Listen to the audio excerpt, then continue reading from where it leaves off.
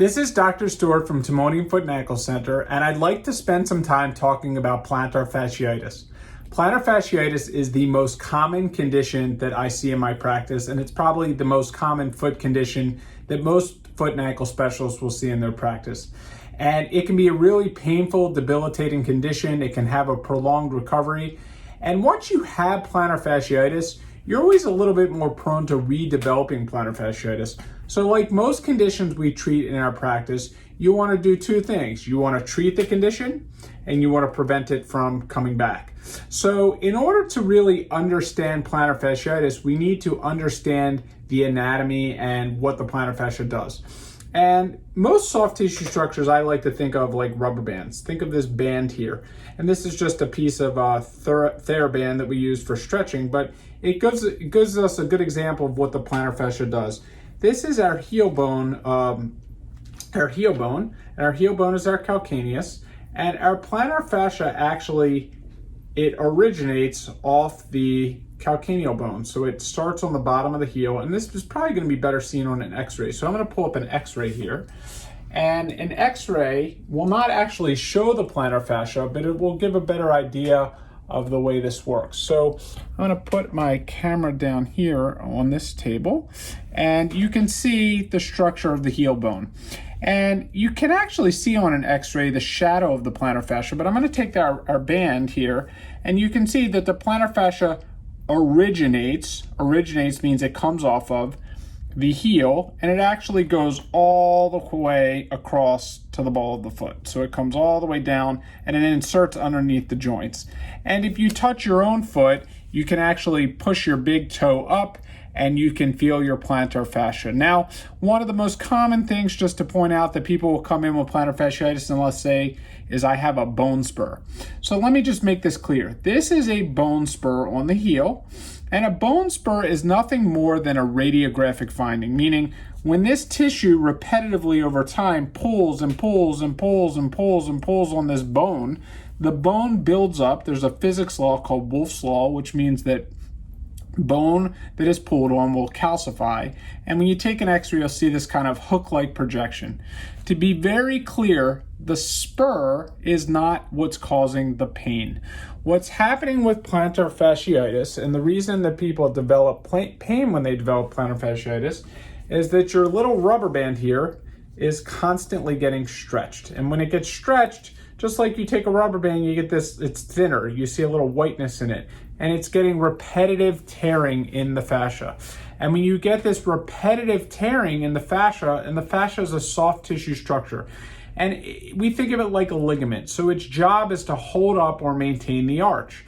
And when the foot flattens, the arch falls more, the fascia actually stretches. And when you get this repetitive stretching of the fascia, you get these little micro tears and you build up scar tissue.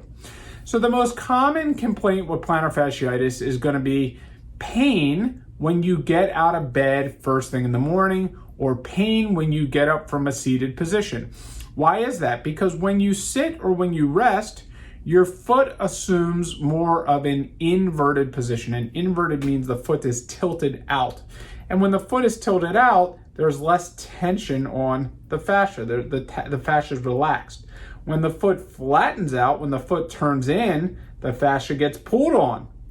And when the fascia gets pulled on, it creates the common symptoms of pain, hobbling, difficulty walking, burning, tingling. It feels like a knife is jabbing into your heel. I've had plantar fasciitis really bad, and it can be very, very uncomfortable. After, a lot of times people will say after they walk a little bit, their plantar fascia will actually feel better. And that's because as you walk, you're actually stretching the fascia. So what's happening is the more you get a little action or movement on the plantar fascia, the pain tends to ease up. Now, plantar fasciitis can occur in multiple areas of the foot. If we go back to this x-ray here, your standard typical case of plantar fasciitis will occur at the origin. This is the typical area where people will feel pain. This is the typical area where people will feel pain first thing in the morning when they get up after sitting from at the dinner table or at their office, and they have this acute pain And like I said, frequently it will ease up after walking, but sometimes it lingers around. Then there's patients that get what's called mid-substance plantar fasciitis. Mid-substance meaning it's in the middle of the plantar fascia. So the mid portion of the foot, people will have pain. This is where I have my plantar fasciitis in one episode. In one episode, I had it back here. This one actually bothered me more. And I would say this is the most common. This is the second most common. And then some people will get plantar fasciitis in what we call the distal part of the plantar fascia, more around the joints. And that can really happen a lot more in high arch patients. People with high arches can get plantar fascia pain because their plantar fascia can get very tight. When people get it in the mid-substance, that's usually the concern, or the symptoms are usually more of after long periods of standing. They describe it more as fatigue. So, now that we have an understanding of what plantar fasciitis is, we want to know kind of what causes it. Why do we get plantar fasciitis? Well, there are multiple factors. We can get this from our anatomy. Again, any foot type can get this, but a flatter foot is a little bit more prone to getting it. If we have tightness in our calf is known as our calf tissue.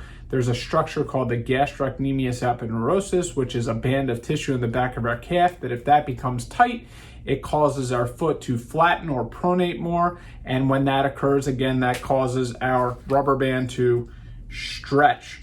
It's a common overuse injury, meaning people who do a lot of walking, standing. We see a lot of doctors and nurses who are on their feet all day. We see a lot of factory workers, police officers, warehouse workers, people who just stand a lot. Barefoot walking can trigger this. Excessive walking can trigger this. Excessive running can trigger this. Weight changes. Weight gain, a common population that we see this in. As a matter of fact, I saw this in a girl yesterday who was pregnant. Pregnancy is very common. Why? Because during pregnancy, women see a significant change in their body weight. And it's just an example of how weight gain, you're holding more on top and it's placing pressure across your foot, therefore straining your plantar fascia, leading to plantar fascia pain. So when it comes to treating plantar fasciitis, we really want to make sure that we identify the cause, because if we can identify the cause, we can have a better long-term outcome. So if you do a lot of running or walking, certainly in the short term during the treatment, you want to eliminate those activities.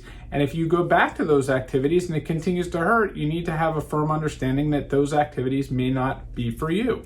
Lower impact activities are generally more favorable with plantar fasciitis.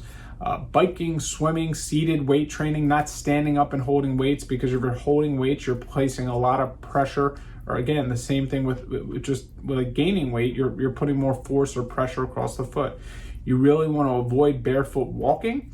And the way we treat this condition is very straightforward.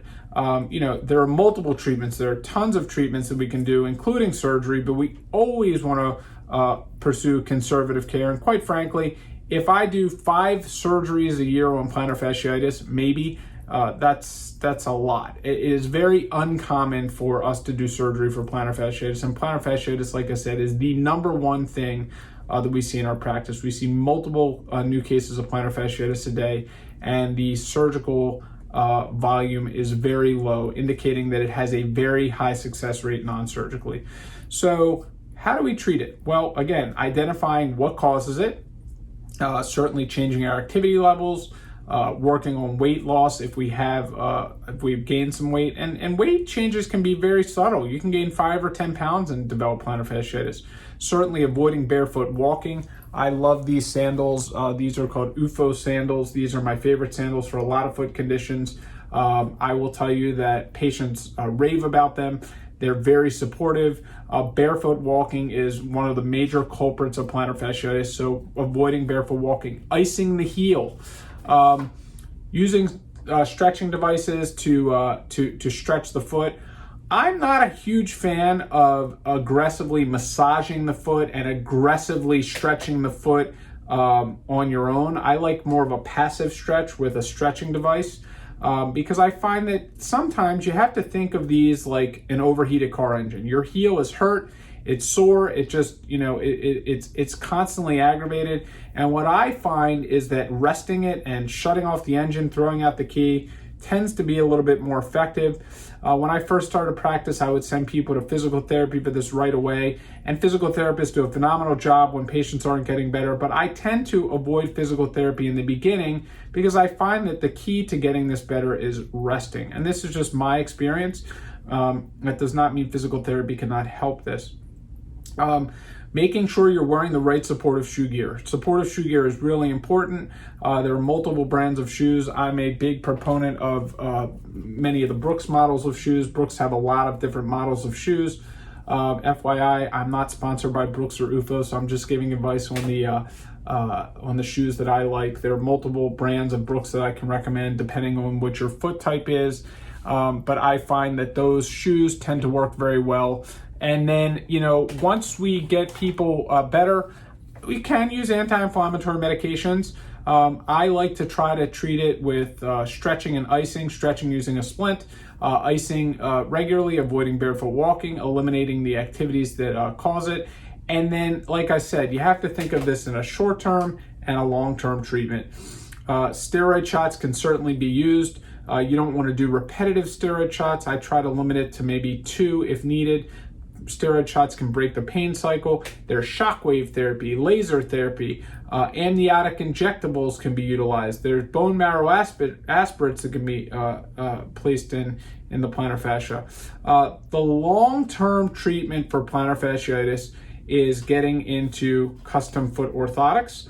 Custom foot orthotics are made to contour to your foot.